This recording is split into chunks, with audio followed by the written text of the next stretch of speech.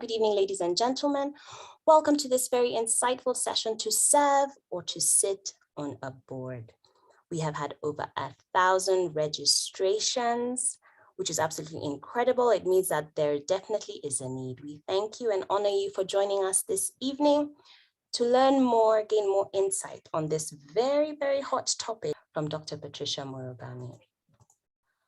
The session this evening, to sit or to serve on a board, is brought to you by Breakthrough Leadership Transformation and Rise School with Dr. Patricia Murugami, the first digital leadership school of its kind this side of the Sahara. Polite notices. Kindly note that this session is being recorded as well as being live streamed on our YouTube channel, Breakthrough with Dr. Patricia Murugami.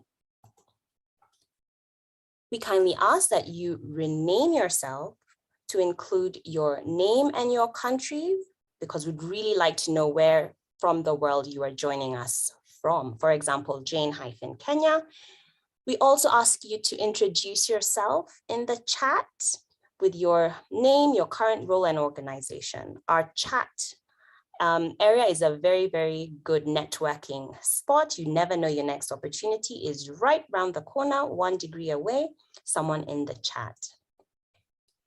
Kindly note that microphones will remain muted during this session, and we ask that comments in the chat remain respectful and edifying.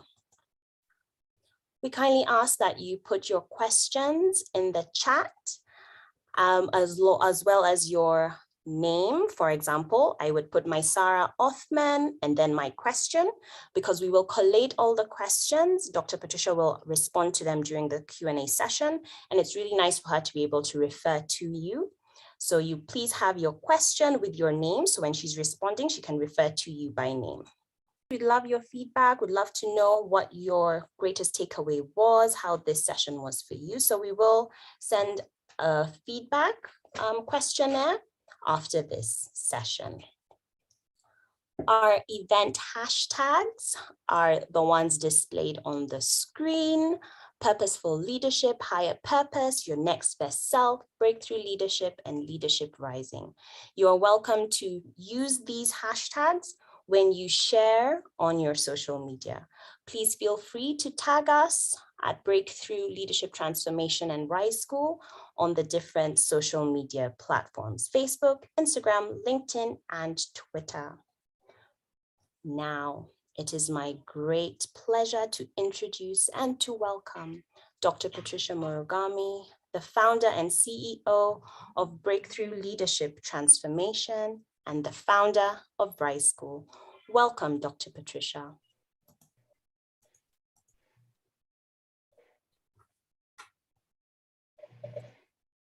Good evening, everybody.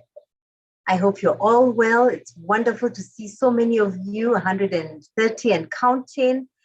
And we have started right on the bang. You know, I want to honor my team, my Sarah, Betty, Lillian, Antonia, and many others in the background who have made this possible. And today we'll be talking about to serve or to sit.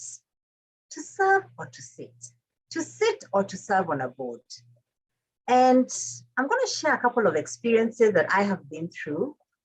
And to start off, I had my first experience of serving on a board by actually presenting to a board.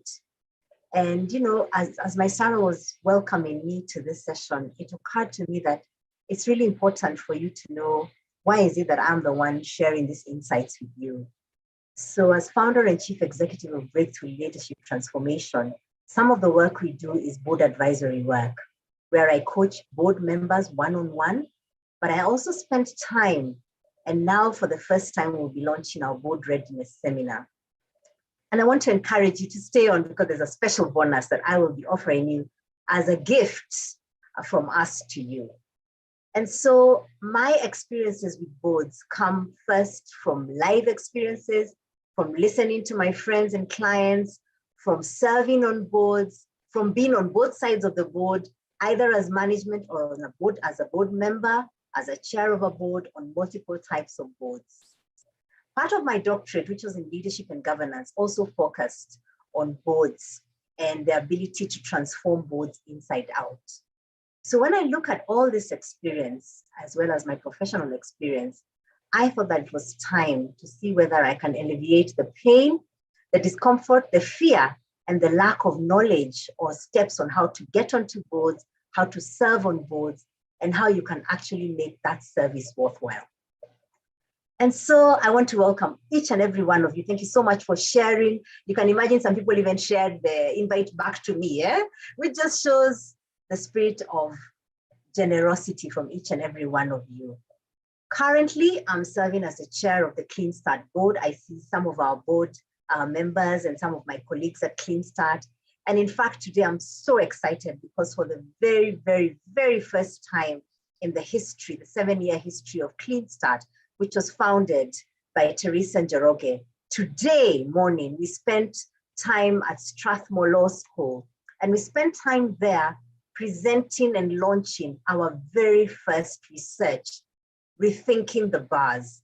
And as I sat there and looked at the Clean Start team and how much they have grown and how far they have come from sharing a soda in Uhuru Park, a Fanta, and sharing it round, it showed me the power of a founder's vision, the power of a chief executive's vision. And now serving there for just over a year, I can see the impact of the board and the team working together to go into new frontiers. So I come with a lot of lived experience in terms of board leadership. And so let's start off with my very first experience on boards. Let's see if I can share.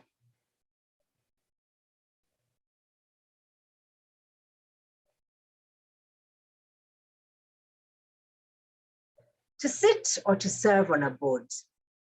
Many years ago, over 2 decades now, I was probably just fresh out of campus. I've worked in several places.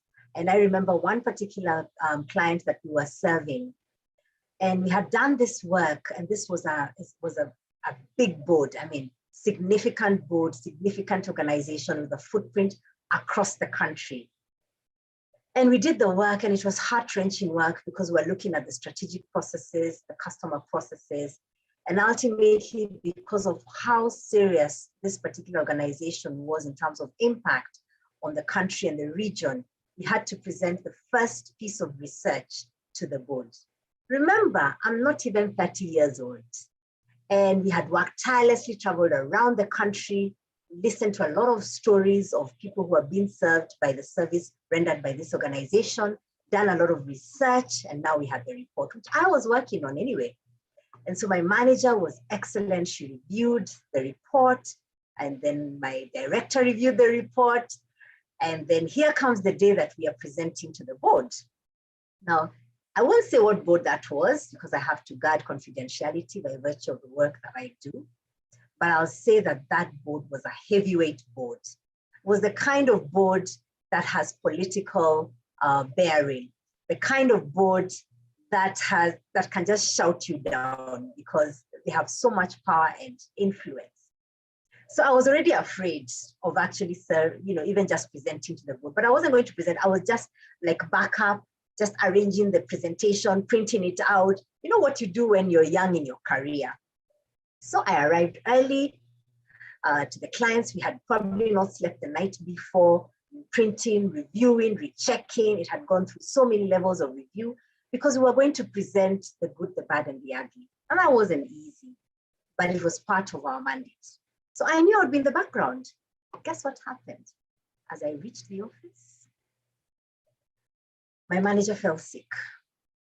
And as it so goes, my director said, you know what, Patricia, you've traveled around the country, you've done this entire report, you've written it from scratch, you've reviewed it, you have done everything. So you are the one who's going to start off the presentation. You will walk the board through all the observations and recommendations, and then I will come in as the director to then close it all. But I'll be seated there, so don't worry. It was one very cold July, kind of like the ones we're having here in East Africa, Nairobi, Kenya. And I started sweating. And the only thing I could think about was one key person on that board who could easily tear the report. Because they were in the public space, I had seen these people, we had observed them, we had understood who our client was. And so it really became a hot situation. But I have been taught that when your leader says you should do something, recognize that they have a higher view. And with that higher view, they have an opportunity to determine what it is that you can do. So I reflected on how to start the presentation so that it would not be an us versus them, but more of a collaborative conversation, a truth-telling conversation, but one that would galvanize the board to have outsights, which is why they had hired us. By the way, that's one of the reasons why our board needs to be serving, to provide outsights, which means not insights, vision perspective from outside that will help the organization they serve on. And so this report was supposed to help them really strengthen their outside. So I knew it was critical that I presented well. But I also knew that I had to touch the hearts of each and every one of them, particularly the more powerful, assertive, aggressive ones, for them to really give us the time of day. And so I started by recognizing the work they were doing and the impact that work could have on their own lives a few years down the road. And you see, the minute a board member sees the personal impact of each of the jobs they do on the board, the decisions they make on the board, or the omissions they make on the board, then they start to see things differently. You know, from there, I told them stories backed with data, backed with observations, photographs of what we had seen, of the areas that weren't working, of the lack of governance in certain spaces, and they listened spellbound and took notes. And I kept thinking, are they just taking notes so that at the end of it all, I will be torn into pieces? No. At the end of it all, my director then took the mantle and said, covered us, because there was no way he was going to allow us to be attacked. But he was very wise and emotionally intelligent, because he then wrapped it up to help the board make decisions on the next strategic steps. Ladies and gentlemen, what's the lesson that I learned many years ago, before I was even 30? I wasn't serving on a board. I was actually in a managerial kind of position, almost by mistake, because my manager fell sick. But what it taught me is, number one, bloom where you're planted. I saw many of your comments and questions. I mean, many of them I will try and respond. Many of them we shall respond in the board readiness seminar that we're launching today. But one of the things that I want to tell you, whether you're serving on a board, you want to serve on a board, you have been serving on boards, bloom where you're planted. I want to speak to those who are not serving on boards first and foremost, because board service, you start preparing for it in the work you're doing now, in the way you prepare your management reports, in the way you input into the board papers, in the way you support your boss, because sometimes you may have the chance to present, sometimes you're supporting in the background. And that already starts to prepare you for board service. So don't think the years that you're spending without serving on a board as a board director, as a chair of a board, doesn't matter. No, it does matter. And for me, the lesson was, don't do those little pieces of work in a way that is, one day I'll polish it. No, do it with excellence. Do it with an outstanding attitude and a spirit of service. The second lesson I learned is that if you are on the board or you have a seat to present to the board, find a way to help those who are younger than you to actually get a chance to present or to support the presentation to the board. Because that way you actually begin to show them, teach them, coach them as to how board meetings are run, as to how the presentations matter. So if you're in that space, be generous and provide air cover. Don't go in and just sit and just watch your younger colleagues being torn into pieces because they don't know how to present. Coach them, support them, so that if they're presenting as managers to the board, they also get a very good sense of what the board looks like. So out I go, and when I had this picture of the board here, it was to show you how daunting. It was a long board table, and then there was the more critical board members, you know? there's always more powerful board members than others. And sometimes, unfortunately, boards have up to 30 members. That's a class. So a couple of insights here around board sizes. Ideally, a board should not be more than 7 people. The span of control is too large.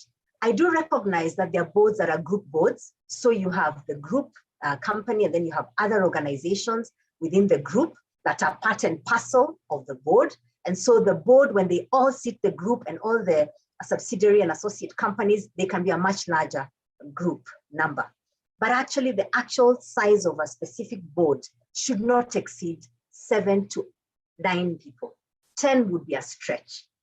So it's important for you to be aware about even the numbers that serve on boards, because when we do so, we start to recognize, so what is it that a board truly does? And this shows the way the world has been in the past. I think in the past, we have seen now a shift towards this kind of board. In the past, boards generally had 60-year-olds, 70-year-olds, 80-year-olds. By the way, when I was 20, 30, 60, looked like it was very far. Now it's not that far, so I can't really say they're that old. But what has happened is that we're seeing a shift in the composition of boards, because board members now are truly beginning to represent the markets that they're serving. So we're beginning to see boards that are diverse. Just the other day, I had an opportunity to advise a board, and they were challenging me. It's a couple of years ago, actually, before COVID, and they were challenging me to help them think about their board diversity strategy. And I remember when I went in, I asked them, please give me the biodata for the board, and let me appreciate exactly what it is that you want to do in terms of diversity. Why do you want to be diverse? And let me stop sharing here so I can share this story. And when they talked to me, they told me, we want to tick the box. We want Black, young, woman. So if you can get one person who's Black, young, and woman, in fact, if you can be part of our board, we shall have ticked all the 3 boxes. And I said, absolutely not. That is not the way to build board diversity. The way to build board diversity is to challenge yourself. What is the constituency? Who are the communities you're serving? What is the market you're serving? And it was interesting because an organization that deals with female cosmetic products had no woman on the board. Yeah. They also are dealing with hair, African hair products for B, for C, and guess what? They were really Caucasian board members. So I told them, look around this table. Do you represent the market you serve? And they started shuffling in their seats and struggling to figure out, how do we answer this young woman? Why can't she just join us and we tick the box? I said, no, that is not my goal. My goal is to actually help you figure out how to raise the bar when it comes to the diversity and inclusion of your board. I'm so excited to tell you that they took it seriously. And we went through the process of understanding their market. And I challenged them to look at the skill set on the board, and not just to look for someone who's going to take the diversity card, but because they needed specific skills in leadership development, specific skills in communication, in innovation. So we're able to actually headhunt for those types of people. And now when I talk to them, they are constantly asking me, so what's the next thing, Dr. Murugami? And guess what? Some of the trends we'll be talking about later on in the Board Readiness and Excellence seminar in September will be about how you should have one seat open and ready for invitation purposes, to have someone from the market that you serve to come and give insights on how your organization, how the company on whose board each of the directors are serving, what they should be thinking about. So if you're telco, what kind of people should be having? You should be having, if you're telco operating in Africa, we know that 60% of people in Africa are below the age of 30. So you should have board members who are younger than the average age of 60, which is actually very bold, but it then changes the dynamic. You should also consider having people who are people of determination. When I traveled to Dubai earlier on this year for the Dubai Expo, I learned new terminology. We don't call them people of disability, differently abled. We call them people of determination. And I think that if you're a bank and you have ATMs Your ATMs should certainly be serving people of determination. And sometimes you will not know that you are excluding them, because if your ATMs are not serving them, if your technology is not serving someone who cannot hear or cannot see, then it's time to actually ensure that your board member, your board composition has those views. So how diverse are the boards you're serving? Another story is about board culture. So many years ago, I was listening to a mentor of mine who served on global boards. And he shared with me a story that I want to repeat to you. He traveled to Nigeria, and when he was there, he was attending a board meeting as a board advisor. And when he attended that board meeting, the Kenyans were very quiet. The Nigerians, in their true fashion, were very boisterous and loud and engaging. And the Kenyans said something. One Kenyan board member said something that was the truth, but was actually very difficult to swallow. So one of the Nigerians stretched across the table, grabbed him by the necktie and said, "Who do you think you are?" And the Kenyan was very calm and said, "The data shows that we are losing market share." And the board member from Nigeria started shouting at him. I mean, it was something to behold. But you know what happened after the board meeting? First and foremost, the chair realized that the temperatures were going very high.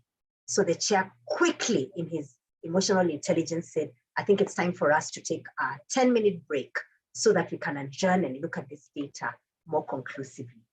In those few minutes, they cooled down. And I was shocked to hear my mentor tell me that at lunchtime, these two guys walked out talking to each other.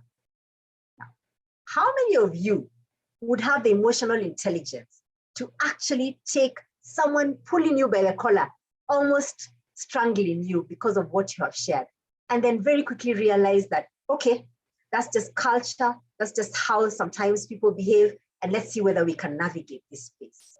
So it's important to recognize that board cultures also come from country and sector cultures. There's a certain culture that West Africans may have that East Africans don't, that South Africans have that North Africans don't, that American companies have that European companies don't, that British companies have. So as you think about whether you're going to sit or serve on a board, challenge yourself to do your homework, to figure out, is this the kind of culture that I can truly thrive and serve in? And if not, maybe it's time for me to think about a different type of culture. Now, recently, one of my coaching clients, and gave me permission to share this story, got onto a board. And I think I've written about it in the Rise book that I wrote. And she finished presenting. She's brilliant. She had done an exceptional job. She was very new to this board. And when she finished, it was a few minutes to break time. So they gave her some feedback. They challenged her, they stretched her, they were antagonized, but she was like, "You know what, I've presented." And the next thing the board member said, the oldest board member said, "Now, since you're the only woman in this board, serve us tea."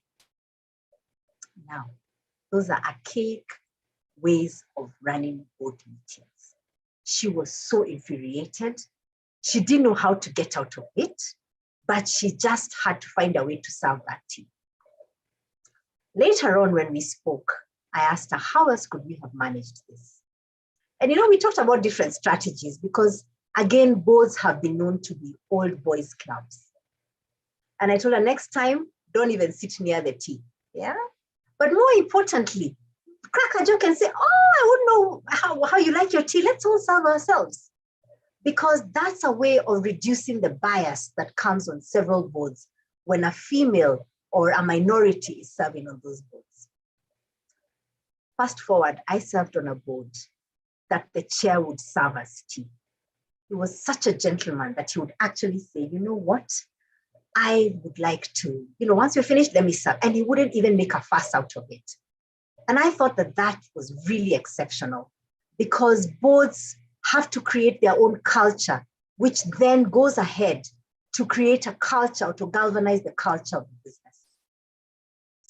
A wise board accumulates rational wisdom, embraces unconventional wisdom, and sharpens system wisdom. For each and every one of you, 241 of you on this webinar, if you think about the board that you would like to serve on, may this be part and parcel of what you want to bring to the board. That you can bring rational wisdom, yeah? Which are the outsides, the insights, the foresight, that you can bring unconventional wisdom. Have we thought about doing this differently? Why do we do what we do? What do we mean it's always been done like this? And I think one of the things that's most critical is to sharpen system wisdom. A wise board should consider asking itself, as a board member on a wise board, what am I doing now to strengthen the systems, institutional systems of this organization on whose board I serve? So as we're thinking about this, what are some of the reasons and the responsibilities of board members? Boards should hire and oversee executive directors or chief executives. So chief executives report into the board. They should recruit exceptional new members of board members based on the skill set and the strategy and the structures that they're trying to roll out in the systematic way. They should adopt sufficient communication tools. They should serve on specific committees. We have audit committees. We have techno committees. We have compensation and benefit committees, HR committees. Depending on the sector you are serving on, your committees may be different. But we're now beginning to see trends that are going beyond technology. We are seeing artificial intelligence, yeah? Committees that are technically put together to ensure they look at the impact of robots and AI and augmented and virtual reality on the businesses. Imagine the Tesla board, yeah?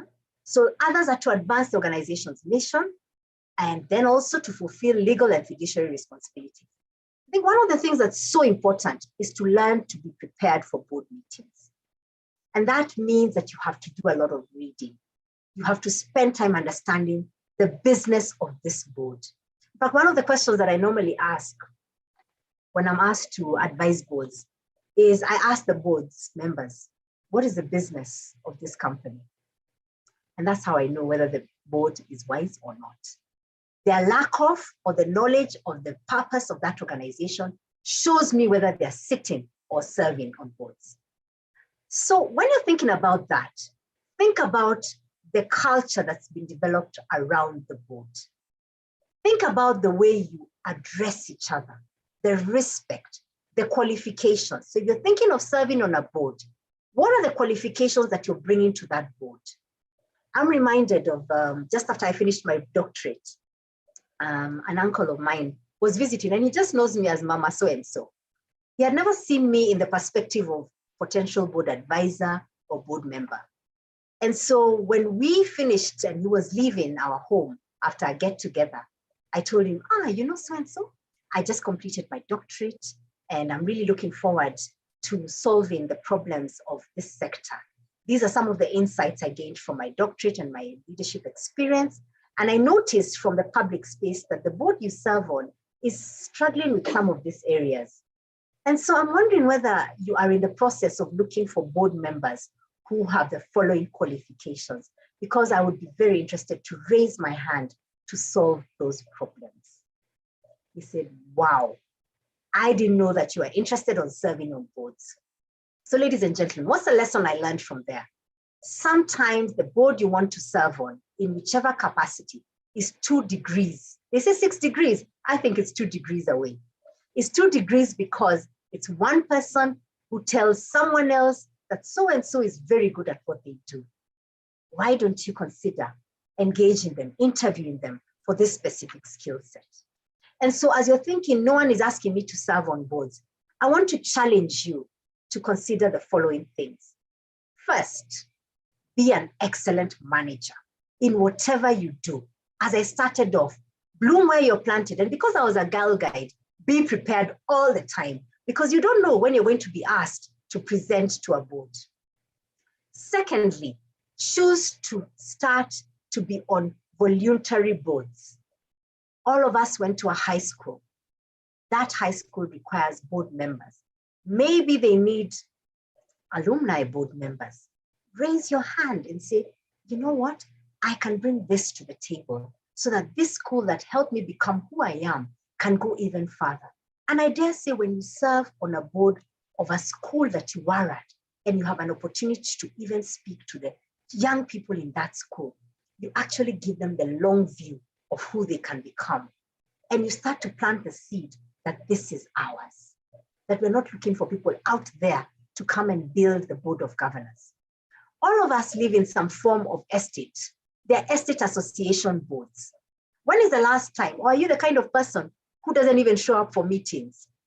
Yeah, the kind of person who doesn't want to serve, who doesn't want to raise their hand and say, okay, I don't really, I'm not sure I can do this very well, but I'm willing to learn, to be chair, to be treasurer, to be secretary. I know that we're all busy, but the first places that you can actually start to serve is in your community. I'm very excited when I hear people saying that they serve on a family board. And sometimes there are families who, beyond the normal structure of a family, mother, father, children, they also have, for extended family members, a board that helps the entire extended family go further, go forward together. So if you're thinking about serving a board, ask yourself, what is the skill set that I am bringing to the table? And I want to encourage you that boards now are looking for multiple skill sets.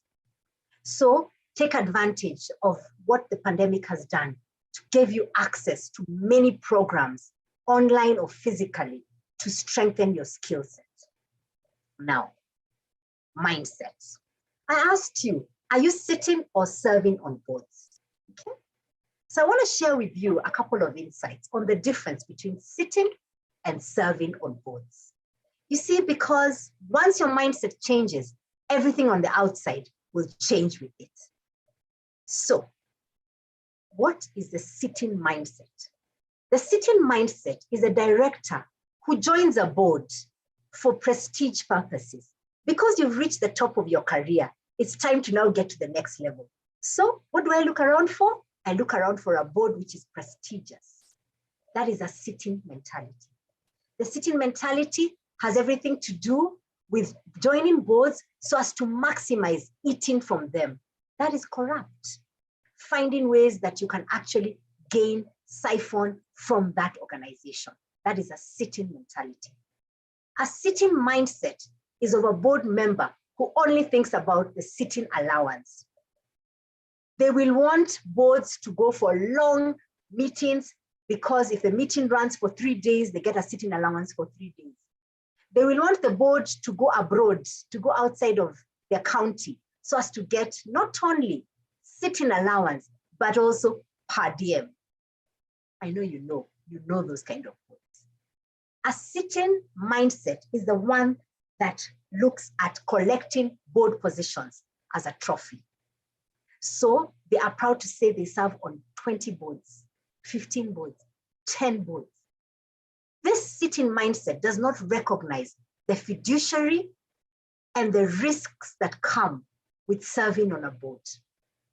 They don't recognize that the responsibilities and decisions they take can hold them liable personally and as a group in terms of actually holding them in a court of law because of what it is that they have done. A sitting mindset never thinks about succession planning. They're only interested in actually extending their term. A sitting mindset never wants to think about term limits. They want to serve 3 years and another 3 and 10. And in fact, if there's a way that you can ensure there are no term limits, that is what they want. That is the sitting mindset. The sitting mindset will do nothing to actually ensure that managers can be groomed to become board members in the future.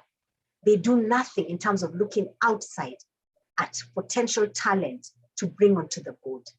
They want to dig in their heels and ensure that no one unseats them from that board.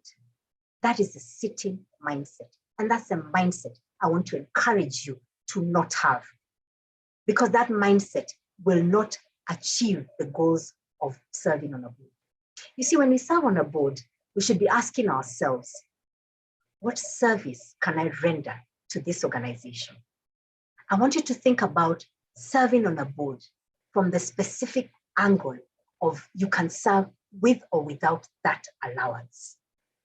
I want you to think about serving on boards by going out of your way to find out what is the business of this board, this organization, I'm reminded of one of my lecturers who was serving on a publishing board. And as she took on the chairmanship of that particular board, she challenged the board members and asked them, how many of you have bought any book published by this organization? Can you imagine? They were all looking down, sheepishly and shamelessly. Then she asked them, how many of you follow the Twitter handle of this company? They were like, Twitter who? They're like, yes. How many of you follow the Twitter handle and even contribute to the conversations to ensure that the brand of this organization is up there? They were looking down. Certainly, they had a sitting mindset.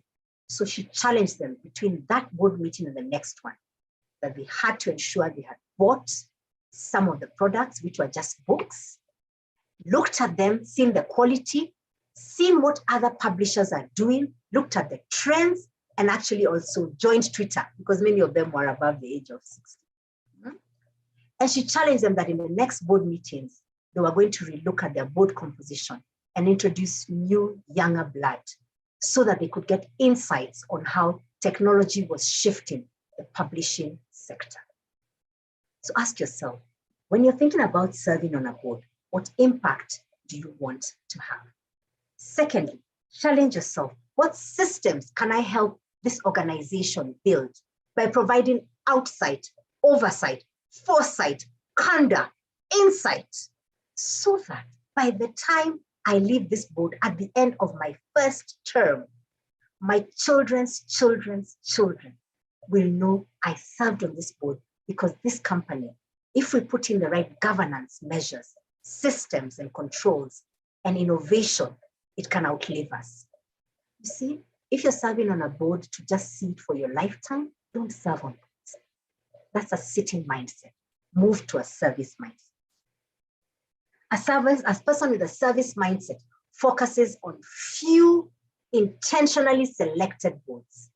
And guess what? We're going to be giving you a special bonus at the end of this 1 hour. And I want to encourage you, as you think about serving on boards, challenge yourself and ask yourself, if I'm serving on this board, am I willing to invest in learning as deeply as I have invested for my own career? Because serving on a board is another dimension of a career. So if you're planning to serve on a board, also put aside effort, bandwidth, resources to invest in the skills on how to understand board dynamics, committees on boards, how the trends of boards are evolving, and what it is that you need to do to truly have an impact. You see, one of the things that I have noticed as I serve on the Clean Start board is that even if I'm an entrepreneur in my own right, any day that I serve on the Clean Start board is a leave day taken away from my leave days this year. So I certainly cannot serve on more than 2-3 boards. I can't. It's not practical. I wouldn't be able to give my entire bandwidth, skills, and insight. Now, those of us who attend boards by skiving work, that's a no-no. That's a sitting mentality. Anytime you have to serve on a board, go for a board meeting, fill in the leave form, unless your organization already gives you a couple of days and considers board service as part and parcel of your leadership and career development. That's part of serving on boards with virtue and in an ethical manner. And that actually also helps you start to ask yourself, how many boards can I truly serve?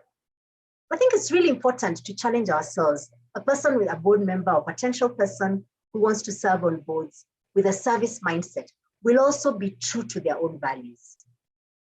So if your values are, let's say, let me give an example. Let's say that your values are focused on climate and sustainable practices, right? And then your approach to serve on a board that does nothing to do with sustainability. That if anything, they're cutting trees, they're increasing the carbon footprint, but man, the board allowance is $10,000 every quarter. What shall you do? If you have a sitting mindset, you will say, where do I sign, right? But if you have a service mindset, you will know that you're selling your soul. That if anything, if your values, personal values, do not align with the corporate values of whose board you are beginning to serve on, you will never serve with excellence. You will not serve with impact. You will not serve with a multi-generational legacy. So challenge yourself. What are my values? One of the things that I do when I'm coaching leaders as they think about the boards they're going to serve on, I ask them to list the boards. And then I ask them, so what problems are you seeing those companies struggling with? So they have to go and do their homework.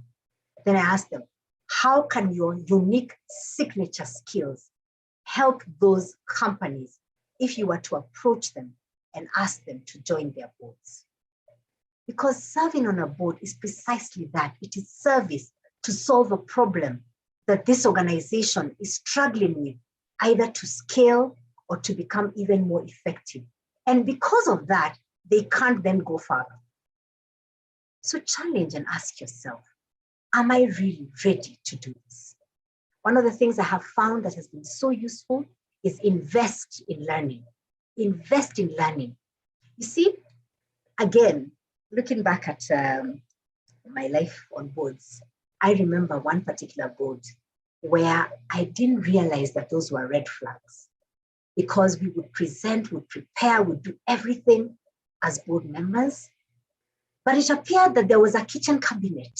And so when we'd come in, it seemed as if some decisions had been made last night somewhere else before the board meeting.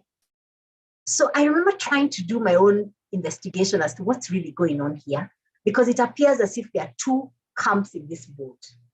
And that's the worst thing that can happen on a board. Ladies and gentlemen, if that is happening, find ways to courageously speak out and say, I'm not sure whether I'm reading this wrong, but it appears as if 1, 2, 3 is happening. May it be minuted that this is a risk. Okay?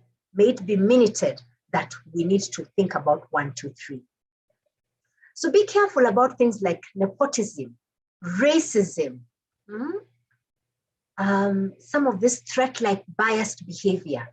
If you can change it, start to change it. But if it is something that you know is a red flag, remember, you have the responsibility and you can be held in a court of law for the decisions that you make as a board.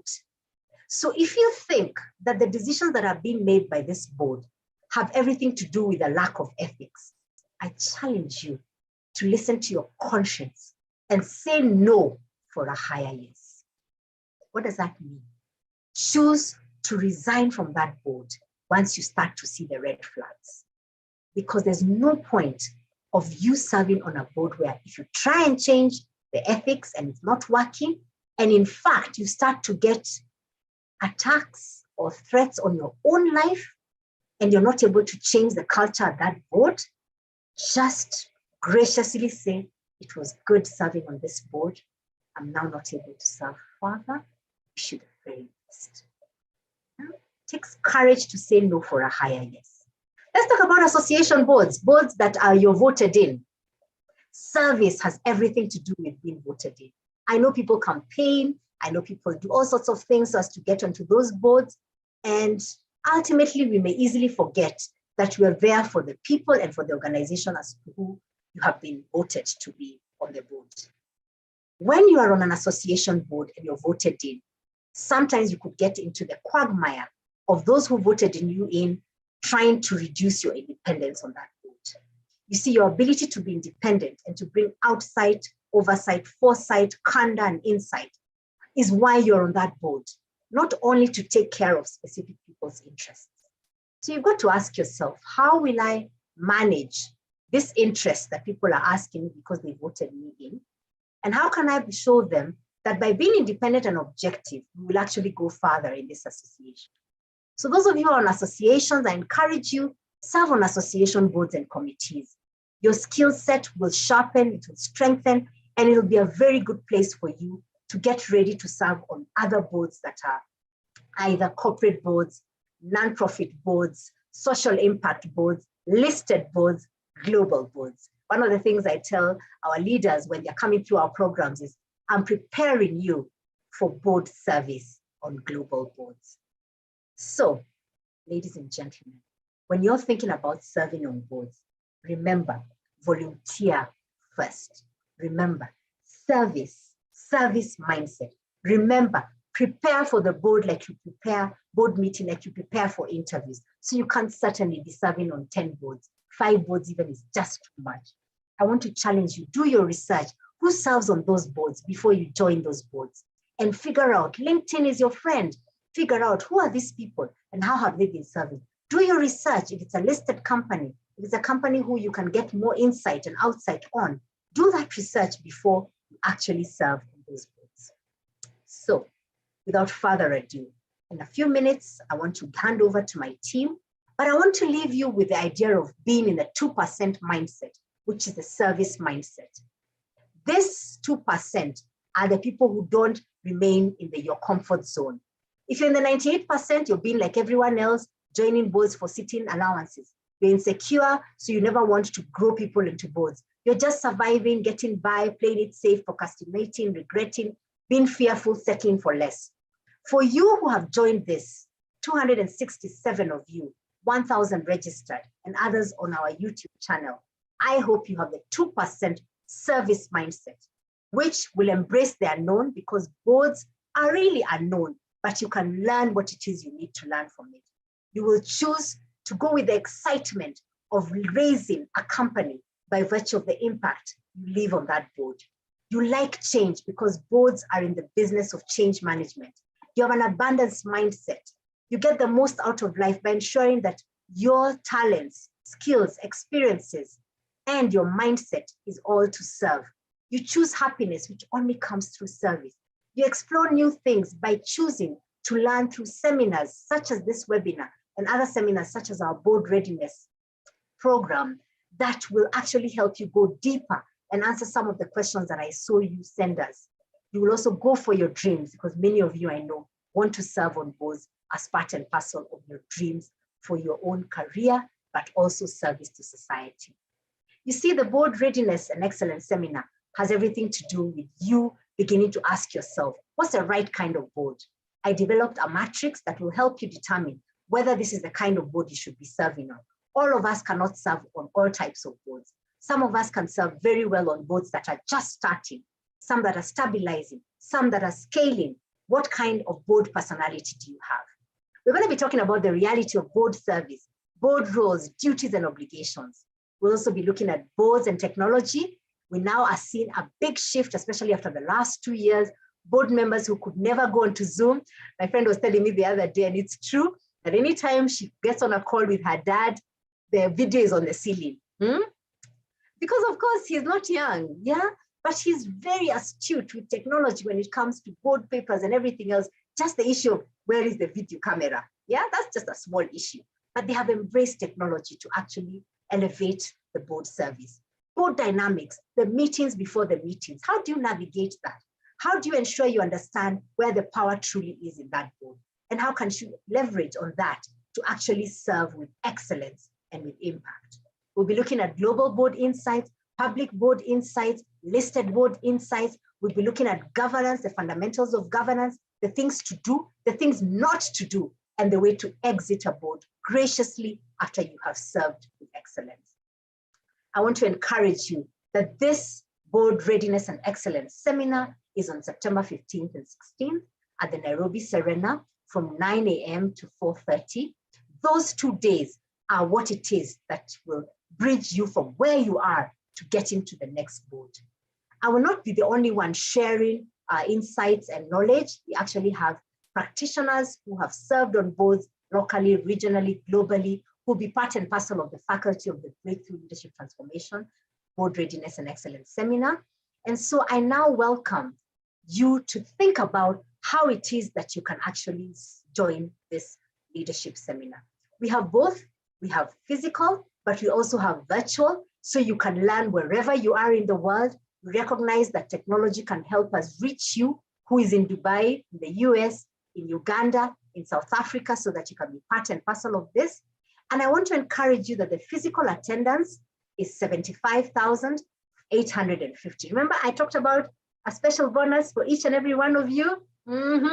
Coming up shortly. Christmas has come early. And the virtual attendance is 50,785. So as you think about your investment, I have a special bonus for you. What's the special offer? Valid until Thursday, 4th August, 2022 at 11:59 p.m. We are giving any one of you who signs up for our board readiness and excellence seminar and pays in full a 20,000 shillings discount. Consider it to be Christmas coming early, but also consider it to be a gift from us at Breakthrough Leadership Transformation and Rise School, who are focused on each and every one of you who want to serve on boards, that money will not be your impediment, that you will come and learn and network and gain deep skills on how you can serve on boards in an outstanding and excellent manner. Great offer? I hope so. So as we go through this, the discounted fees will be 55,850. The virtual attendance fee will be 30,785. This will cover everything that you go through. I want to now hand over to Betty, who's going to share with us what next in terms of how to join us so that we can deepen your leadership capability to serve on boards and not to sit on boards. Thank you very much. Thank you so much, Dr. Patricia, for that insightful session. I think one thing that has just stood out for me was that you should have a service mindset when you're serving on boards, and you should bloom where you're planted. Start preparing from where you're at. So I'd request my colleague, Sarah, if you can have the next slide up.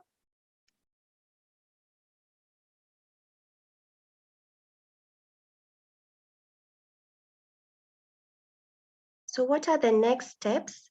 I'd like us to just listen into this video that will be playing shortly.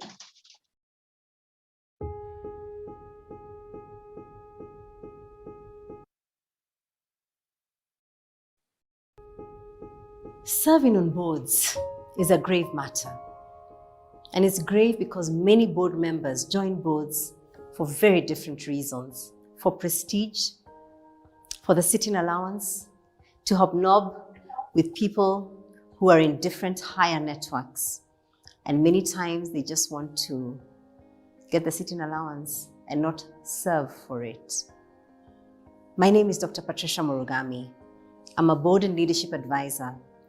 And this year, for the very first time, thanks to public demand, we are launching the Board Readiness and Excellence Leadership Seminar. And in this seminar, which will be happening later on in 2022, we'll be talking about why should you even serve on a board? Why? Interrogate your motivations. Interrogate the season you're in. Interrogate the kind of boards that you ought to want to serve on. Because not every board is for every person, and not every leader should serve on a board. In this Board Readiness and Excellence Leadership Seminar, you'll be hearing not only from me, but from many other seasoned board members who will talk about global boards, listed boards, public sector board, association boards, the roles of board members, and actually what to do when you think you need to not serve on a board. Warning red flags, and I have seen them in my not so long life, where I've had to reconsider saying no or resigning from boards that are not aligned to my values and the service that I really want to give for them to move forward.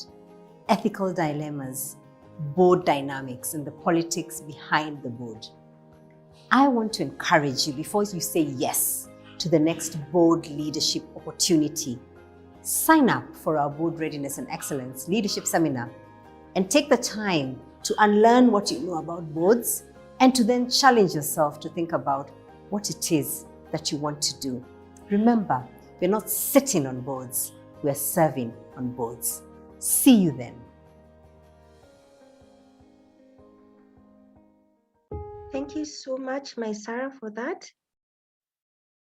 As Dr. Patricia had mentioned previously, we'll be having our Board Readiness and Excellence Seminar in September from the 15th to the 16th at the Nairobi Serena Hotel. And some of the topics that will be covered would be boards and technology, board dynamics, which Dr. Patricia has gone through. Can move to the next slide, Sarah. Just a reminder that your investment for your physical attendance would be 75,850, and for your virtual attendance would be 50,785.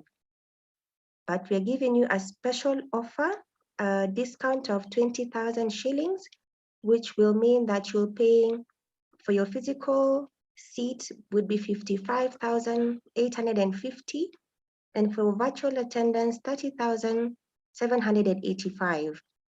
We encourage you to visit our website, www.drpatriciamurugami.com, where you can be able to reserve your seat by making full payment via M-Pesa or using your debit card or your credit card. So we encourage you to take the opportunity of the offer that we've shared with you. Ensure you make your payment by the 4th of August, and we'll look forward to attending to all of you. Over to you, my Sarah. Thank you very much, Betty. Thank you. That was definitely very, very insightful. My notebook is very, very full over here. Now it's time for the Q&A session. So far, I have not seen any questions come up, but a lot of wonderful, wonderful comments. Thank you very much. If there's anyone who has a question, you could also raise your hand, use the raise hand icon so that we are able to respond to your questions. There's a question, yes, any information on the investment in USD? We will share that with you, Rebecca. We will share that with you after this. Any questions? Yes, Aha. yes. Thank you, my There Sarah. we go. Okay, I've seen a question here. What shocked you and what delighted you about being on a board? Whoa, that's another book, Lina. But so I've gotten some questions sent to me inboxed because I think maybe they're sensitive kind of questions. So I'm going to respond to both. So let me start with what shocked me and what delighted me. I think one of the boards that I have seen, I've seen several boards where you work very hard, and when you're just beginning to build systems, somehow certain board members want to ensure that the systems are not built. And that just shocks me because I'm like, what are we doing here? If we're here to eat, clearly, and usually eating is not it's masqueraded. You never really see it until certain decisions are being made or until you do due diligence as to suppliers and you realize certain board members are actually serving on the boards of those suppliers. So one of the things I have learned is that as every quarter, and when you're starting off a board meeting, one of the questions that should be asked is, has there been any conflict of interest since the last board meeting?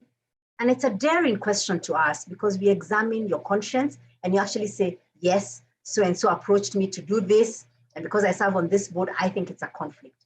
Remember that conflicts of interest only occur when you don't speak about them, when you keep them covered and when you already feel a conflict between your conscience and doing the action.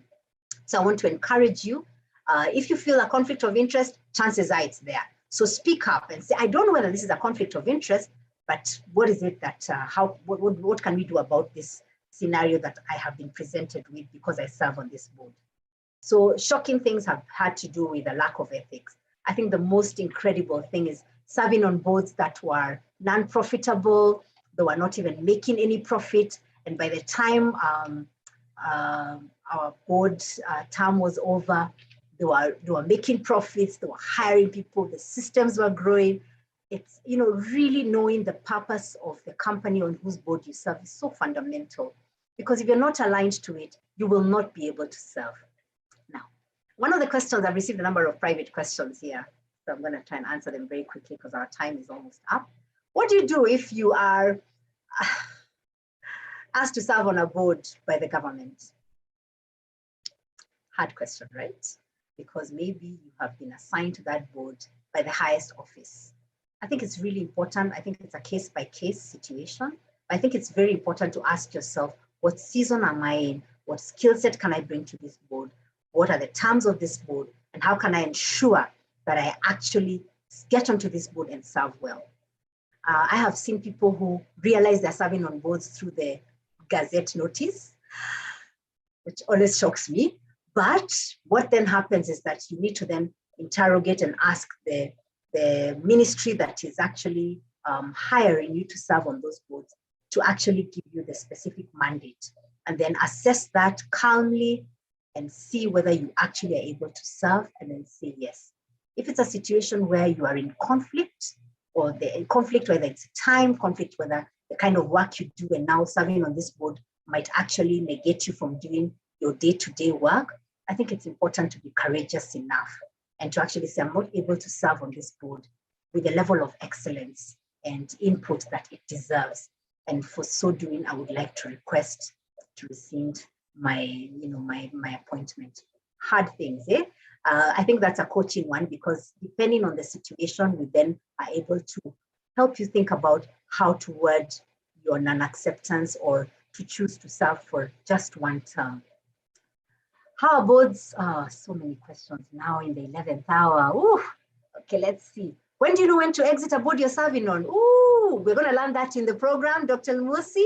Great question, but I'll tell you, if every time you leave that board, you're questioning, you're feeling that there's a lot of suspicion, suspicious activity, the numbers are not adding up, some of the things you chose to do, you agreed as a board to do, are not being done in a way that is ethical, it's time, it's a red flag. And so, you know, your conscience and your ability to first learn what it takes to serve on a board very well, have board mentors, look out for those things and have the courage to say no for a higher yes. Someone has asked for the presentation. We can't circulate it. It's actually on YouTube.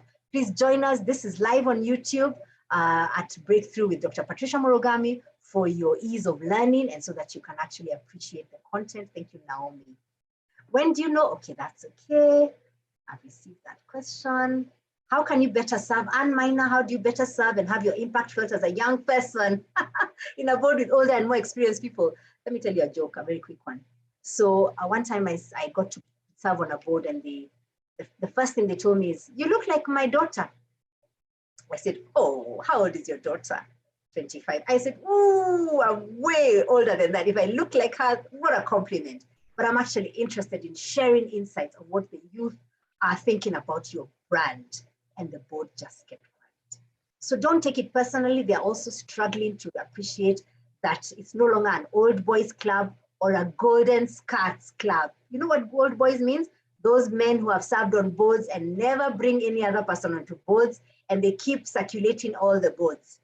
Now, unfortunately, there's a new trend. We'll be talking about trends in the board readiness seminar. I just mentioned this one, the Golden Skirts Club, where women who have served on boards keep rotating from one board to the other and never lift others. So it's a human thing for old boys. The men don't lift other men onto it, and the more mature ladies who are serving on boards also don't present people. So if you're one of those, challenge yourself to have a service mindset.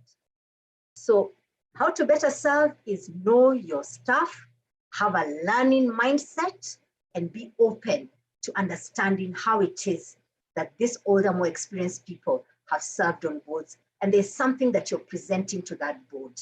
So don't cow down and don't be diminished because you're younger or you're more youthful or you have a less experience. No, there's something only you can bring to that table. And so rise up and have the confidence to bring it to that table.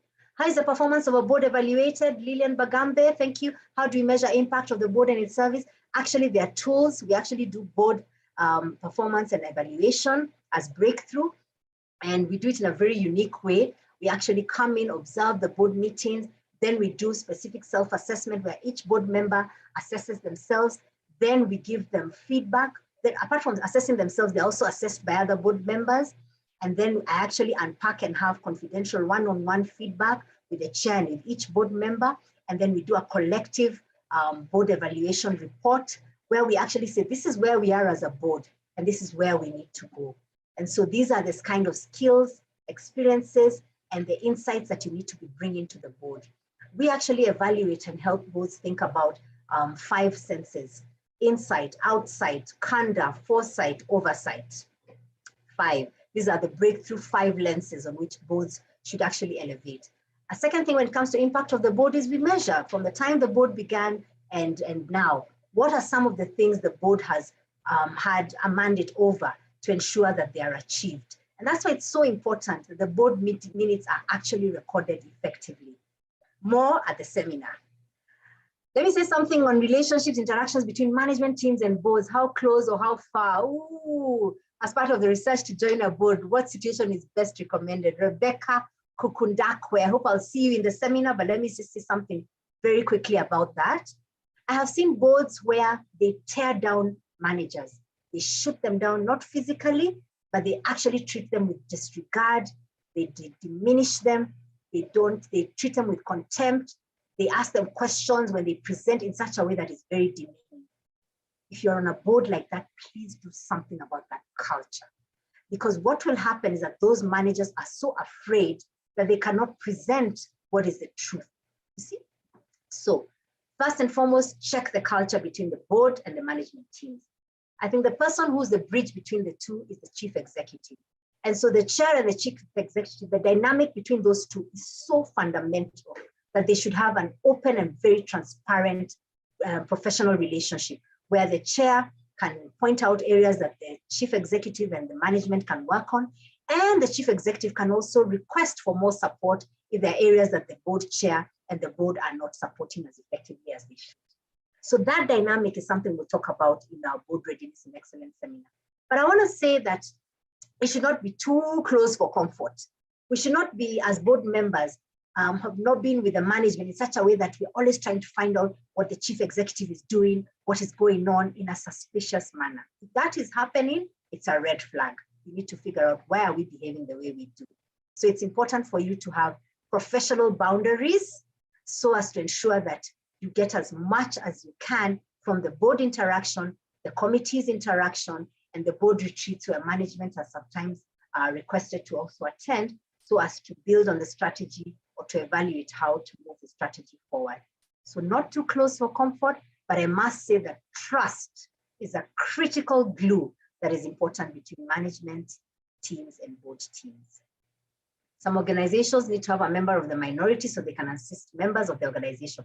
Absolutely, that's fine. I think a quota system with the right intention is fine. So, for example, you're a hospital board and you don't have people who are determination. Remember, I call the people of determination, people who are differently abled. I call people of that determination. So you need to ask yourself, what are we doing here as a hospital if we actually don't represent, our board does not represent the kind of people we serve? And so that quota is important, but the intention behind the quota is what you need to interrogate and work on. How do you handle discrimination and racism and permeating the organization? Courage to speak out and say, oh, what did you mean when you said people from that ethnic part of the country are thieves? So have the courage to question the behavior. And sometimes if you can't question it in the board, speak to the chair offsite, yeah? And actually say, I noticed this, I may be wrong, but I wonder, and I think that this is going against our board culture and the strategy we have. Racism and nepotism and all those kind of things are usually a way of filtering out life so that it is secure according to the rules that you know. I think one of the things we should never tolerate is anything that plays on the human dignity of people. So if you're serving on boards, know, if you plan to serve on a board, know that it is a grave responsibility. It is not for prestige purposes. Sophia, thank you, Dr. Patricia, very insightful. I've had a board where only the chairman is always right and the organization was falling apart. Oh, in this board readiness seminar, we'll be talking about behaviors of a chair. Ideally, the chair should speak last. The chair's responsibility is to ensure that every board member is actually contributing to the conversation. So I think if you can get those chairs to join our board readiness seminar, I think there's a great opportunity for them to unlearn some of these behaviors. Conflict between board chair and conniving with the CEO, I talked about that. I think it's really important to be courageous and actually find a way to have a conversation off the board where you can truly have a conversation around, I noticed this dynamic and it seems to be having a negative impact on the rest of the board. Couch your correction. We actually will be talking about courageous conversations on boards. We have a particular model that I developed where we will then practice how to have courageous conversations, because I think boards have a lot of conflict, and the conflict is because of lack of boundaries, lack of courage, and the inability to have courageous conversations. So in there, what I can say is that if you're giving feedback around how the board chair and the CEO are operating, try and do it away from a group so as to preserve, just being humble and also preserving the ego situation, because when it's within a group, sometimes the correction or the courageous conversation is lost. And secondly, try and position that feedback based on what the board wants to achieve. So say, when you and the chair don't seem to be seeing eye to eye on these critical matters, remember we agreed that this first year, this is what we want to do. We are getting distracted from our mandate. So it's not you said, she said, I think you're on the high horse and they're not. No, it's about what we're doing as a board.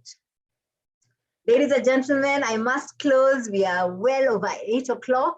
Legal obligation of board members to report known malpractices. Yes, there's a procedure.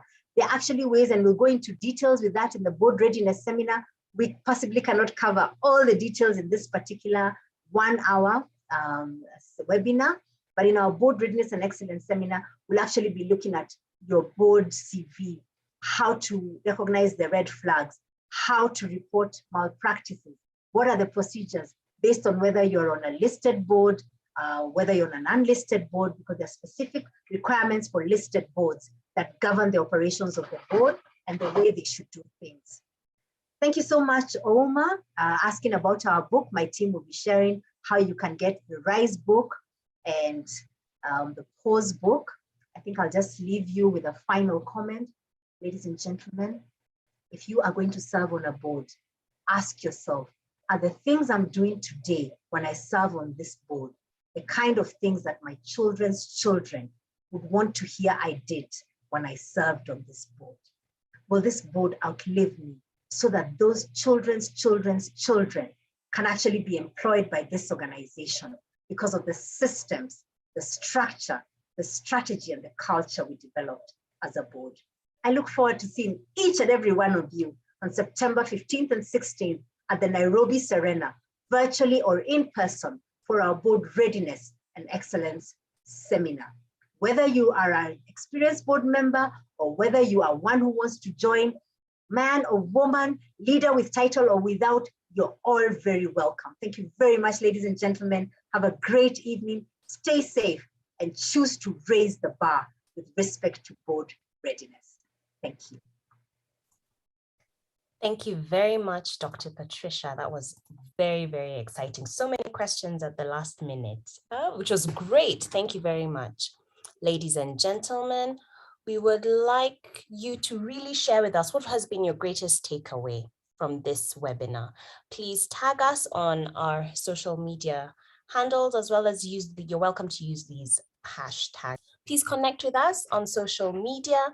You're most welcome to listen to Dr. Patricia's award-winning podcast, Your Next Best Self with Dr. Patricia Murugami, on Wednesdays. We have over 60 episodes for you to catch up on as you wait for the next podcast. You're welcome to contact us on phone, email, or also on the website, www.drpatriciamurugami.com, where you can get her books, as well as reserve your seat for the Board Readiness and Excellence Seminar in September. Thank you very, very much, ladies and gentlemen, for honoring yourself and us by attending this session today. We wish you a lovely evening, a wonderful day tomorrow and weekend, and we look forward to seeing you on the 15th and 16th of September at the Nairobi Serena. Good night and stay safe.